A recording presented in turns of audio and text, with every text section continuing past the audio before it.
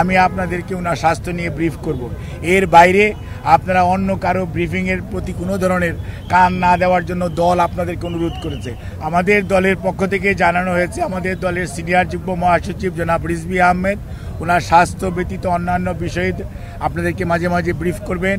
আর আমি doctor AZ M Zahid Hossain, দলের একজন কর্মী, আমি আপনাদেরকে ওনার স্বাস্থ্য নিয়ে ব্রিফ করব।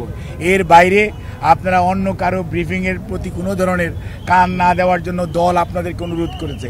আপনারা যদি এটা মানেন, ফলো করেন, তাহলে আর কোনো গুজবের ছড়ানোর সুযোগ থাকে না।